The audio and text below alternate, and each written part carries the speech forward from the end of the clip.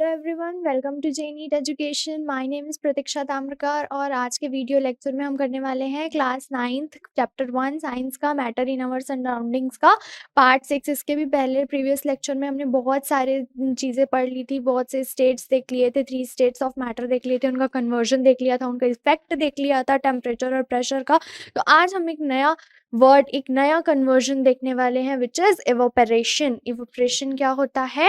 तो इवेपोरेशन में भी क्या होगा कि जो आपका लिक्विड है वो वेपर स्टेट में चेंज हो जाएगा। अब आप बोलेंगे लिक्विड टू वेपर तो हमने कन्वर्जन पहले पढ़ लिया था, जिसको हमने क्या बोला था, बॉइलिंग बोला था, बट यहाँ पर कुछ डिफरेंट है। ठीक, तो वेपर इवेपोरेशन किसको बोलते हैं?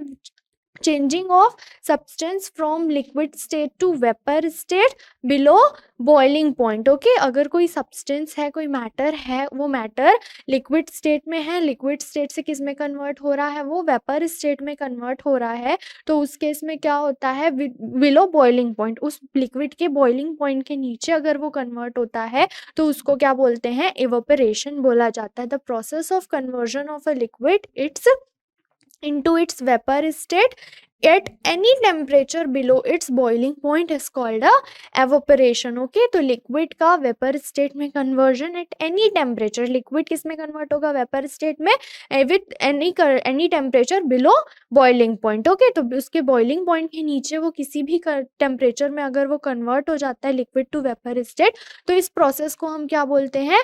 इवेपोरेशन बोला जाता है। तो इवेपोरेशन ये होता कैसे है? ठीक, तो हम इसे समझते हैं। यहाँ पर क्या होंगे? बहुत सारे पार्टिकल्स होंगे। ओके, वाटर पार्टिकल्स होंगे। ये वाटर पार्टिकल्स क्या करते रहते हैं? यहाँ मूवमेंट करते रहते हैं।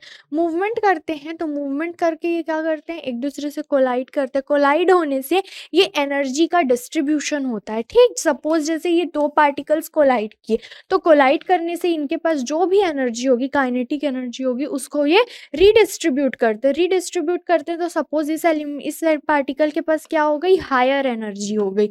ओके, और ये वाले पार्टिकल के पास क्या हो गई? थोड़ी एनर्जी कम हो गई। तो जिस पार्टिकल के पास एनर्जी ज़्यादा हो जाती है वो पार्टिकल कहाँ चले जाता है? सरफेस में चले जाता है। और जब उसके पास इतनी सफिशिएंट काइनेटिक एनर्जी, वहां पे भी वो कॉलिजन करते ही रहेगा, और जब उसके पास इतनी सफिशिएंट काइनेटिक एनर्जी हो जाएगी कि वो फोर्स ऑफ अट्रैक्शन को ब्रेक कर सके, तब उस कंडीशन में वो जो लिक्विड, वो जो पार्टिकल होगा लिक्विड का, वो वेपर में कन्वर्ट हो जाएगा। ठीक, तो इस कंडीशन में क्या होगा कि आपका जो यहाँ पर काइनेटिक एनर्जी कम हो गई, तो काइनेटिक एनर्जी कम हो गई मीन्स वहां पर मूवमेंट कम हो गया। मूवमेंट कम हो गया मतलब वो जो लिक्विड होगा वो कैसा हो जाएगा? उसका जो टेम्परेचर होगा वो कम हो जाएगा। ठीक, तो इसलिए जो एवोपरेशन होता है वो कूलिंग इफेक्ट भी शो करता है। ठीक, तो एवोपरेशन क्या होता है? The changes of liquid state to vapour state at any temperature below the boiling point. इसमें होता क्या है?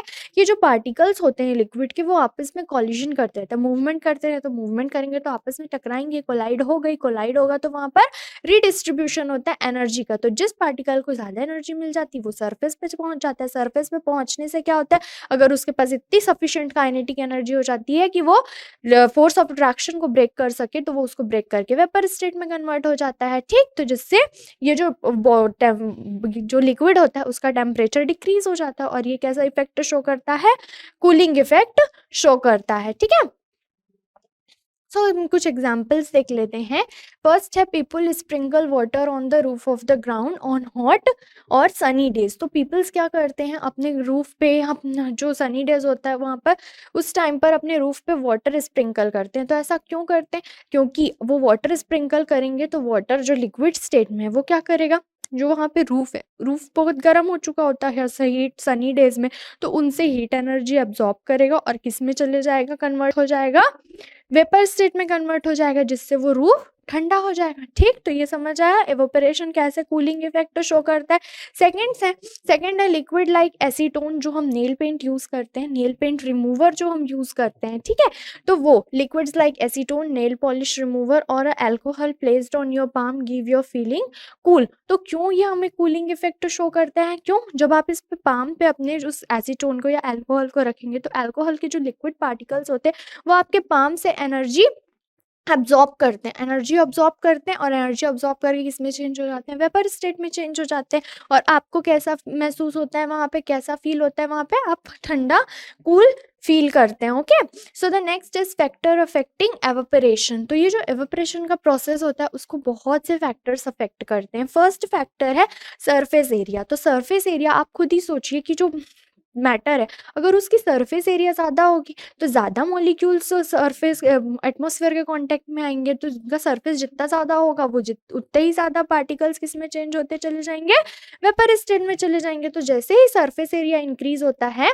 वो पार्टिकल्स का एवापोरेशन प्रोसेस इंक्रीज हो जाता है। फॉर एग्जाम्पल देखिए, सरफेस एरिया, ये एक बाउल में ऊपर की तरफ सरफेस एरिया बड़ा होता है और यहाँ देखिए टेस्ट ट्यूब है, टेस्ट ट्यूब का ये सरफेस एरिया जहाँ से एवापोरेशन का प्रोसेस हो सकता है छोटा है। तो यहाँ देखिए कितने सारे पार्टिकल्स जो हैं वो वाटर से लिक्विड स्टेट से वेपर स्टेट में कन्वर्ट हो रहे हैं और यहाँ पर कुछ ही अमाउंट। तो सरफेस एरिया जितना ज़्यादा होगा उतना ही एवापोरेशन भी हाई होगा। जैसे कि क्लॉथ्स होते हैं, जो क्लॉथ्स को अगर आप ऐसे फोल्ड करके रख देंगे तो आप ऑब्जर्व किए होंगे कि वो जल्दी ड्राई नहीं होते। उसी की जगह अगर हम उसको क्या करते हैं, फैला के रख दें, तो उनका सरफेस एरिया क्या हो जाता है, इंक्रीज हो जाता है और वो जल्दी से जल्दी ड्राई हो जाते हैं। नेक्स्ट इफेक्ट है, नेक्स्ट जो फैक्टर है वो इफेक्ट करता है वो क्या है, टेम्परेचर। तो हम सभी जानते हैं कि जब टेम्परेचर बढ़ाया जाता है, कि मैंने पहले भी पढ़ाया था आपको कि टेम्परेचर इंक्रीज करने से पार्टिकल्स की काइनेटिक एनर्जी भी इंक्रीज हो जाती है। ओके, तो जैसे ही आप पार्टिकल्स को जो लिक्विड है उसका टेम्परेचर इंक्रीज करेंगे तो वहाँ क्या होगा, पार्टिकल्स की काइनेटिक एनर्जी बढ़ जाएगी और काइनेटिक एनर्जी बढ़ी तो वो फोर्स ऑफ अट्रैक्शन को ब्रेक करके जल्दी से जल्दी ईजिली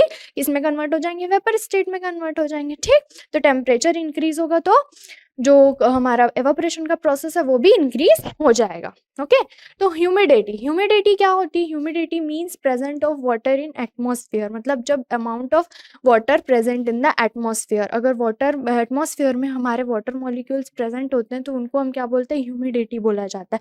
तो इस केस में अगर ह्यूमिडिटी ज़्यादा होगी, मतलब आपके एटमॉस्फेयर में ऑलरेडी वाटर प्रेजेंट है, तो उस केस में क्या होगा, ये जो एवापोरेशन का प्रोसेस है, जो फिर वो एवापोरेशन का प्रोसेस जो लिक्विड किस में चेंज होना है, वेपर में, वो कम हो जाएगा। क्यों, क्योंकि पहले से ही एटमॉस्फेयर में जब वाटर प्रेजेंट है तो वो और क्यों वाटर वेपर को लेना चाहेगा। ठीक, तो ह्यूमिडिटी क्या होती है, amount of water present in the atmosphere. तो अगर ऑलरेडी ह्यूमिडिटी है, वहाँ पर ह्यूमिडिटी है ज़्यादा है, मीन्स वाटर वेपर बहुत ज़्यादा है, वहाँ पर अमाउंट ऑफ वाटर मॉलिक्यूल्स बहुत ज़्यादा है, तो वो ऑलरेडी ज़्यादा है तो वो और क्यों ऑब्जर्व करेगा। ओके, क्यों और पार्टिकल्स निकल के बाहर जाएंगे।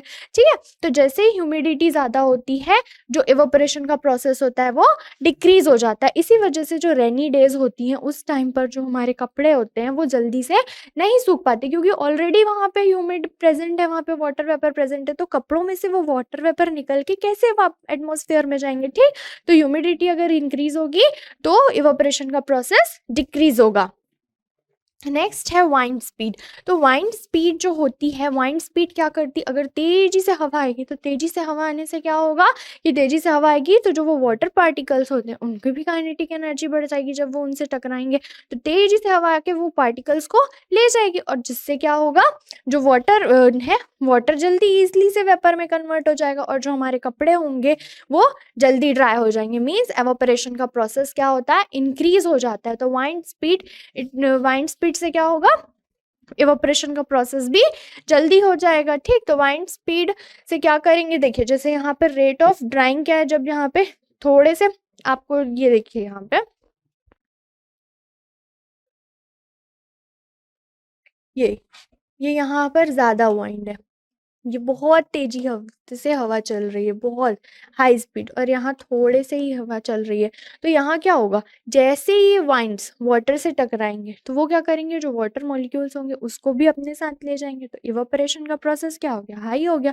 और ये जो रेट ऑफ ड्राइंग क्या हो जाएगा, बहुत जल्दी हो जाएगा, बहुत जल्दी ड्राई हो जाएंगे हमारे क्लॉथ्स। वही जो तो वाइंड स्पीड कम होगी तो वहाँ पर इवापोरेशन का प्रोसेस भी क्या हो जाएगा, कम हो जाएगा। ठीक है, तो द नेक्स्ट फैक्टर जो कि इवापोरेशन को इफेक्ट करता है वो है नेचर ऑफ द लिक्विड। तो हर लिक्विड का नेचर अलग अलग होता है। कुछ लिक्विड्स जो होते हैं वो बहुत वोलाटाइल नेचर के होते हैं, मतलब वो easily liquid to vapour state में कन्वर्ट हो जाते हैं। और क्या होता है, उनकी खासियतें होती है कि उनका जो बॉइलिंग पॉइंट होता है वो कम होता है, ठीक है।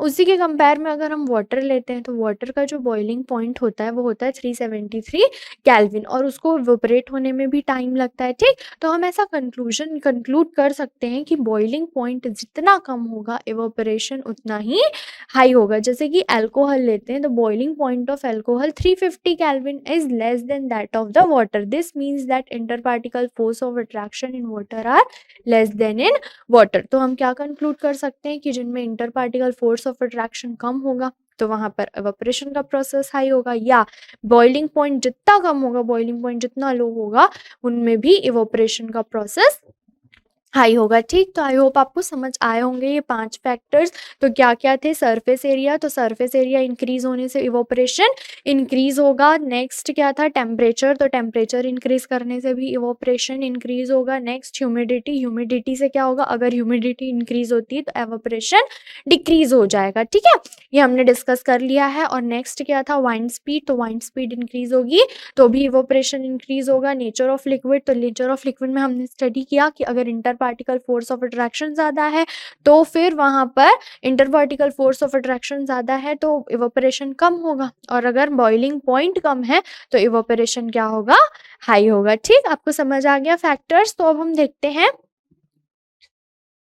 आप difference between boiling and evaporation. तो हमने दोनों ही प्रोसेस में जो लिक्विड है वो वेपर में कन्वर्ट हो रहा है, ठीक है।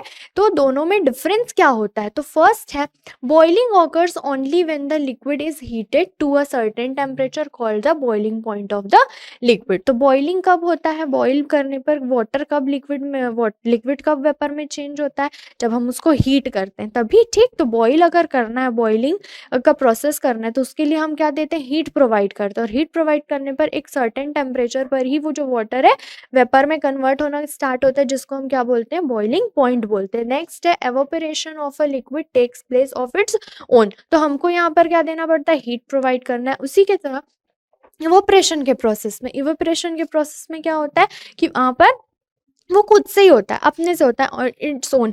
सेकेंड है boiling takes place at specific temperature known as the boiling point of the liquid. तो बॉइलिंग जो होता है एक सर्टेन टेम्परेचर, स्पेसिफिक टेम्परेचर पर होता है, जिसको हम क्या बोलते हैं? बॉइलिंग पॉइंट बोला जाता है। वही जो इवेपोरेशन होता है वो किसी भी टेम्परेचर पर होता है below the boiling point, okay. Third है boiling occurs from the surface as well as from the below the surface of the liquid. तो जो बॉइलिंग का प्रोसेस है वो सर्फेस के पार्टिकल्स के लिए भी होता है और सरफेस के पार्टिकल्स के साथ साथ जो इनर पार्टिकल्स होते हैं उनके साथ भी बॉईल होते हैं, वो भी लिक्विड टू वेपर में चेंज होते हैं। बट जो इवेपोरेशन का प्रोसेस होता है ये सिर्फ सरफेस के पार्टिकल्स के, ये सरफेस फिनोमेना है, और जो सरफेस पे ही जो पार्टिकल्स होते हैं वही वेपर स्टेट में कन्वर्ट होते हैं। नेक्स्ट है physical condition such as change in temperature, surface area, wind speed etcetera have no effect on the boiling point of a liquid, ठीक। तो जो बॉइलिंग पॉइंट होता है उसको ये सारे जो फैक्टर्स हैं हमने अभी पढ़े वो इफेक्ट नहीं करते। वही जो इवेपोरेशन का प्रोसेस है उसको ये सारे फैक्टर्स इफेक्ट करते हैं। No cooling effect is cause during the boiling. Boiling के समय में कोई भी कूलिंग इफेक्ट ऑब्जर्व नहीं होती। वही हमने देखा था, 2-3 एग्जाम्पल्स हमने किए थे,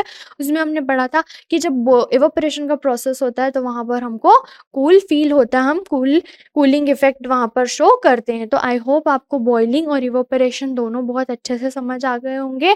तो हमारा आज 9th क्लास का जो चैप्टर फर्स्ट था साइंस का वो कंप्लीट होता है, ओके।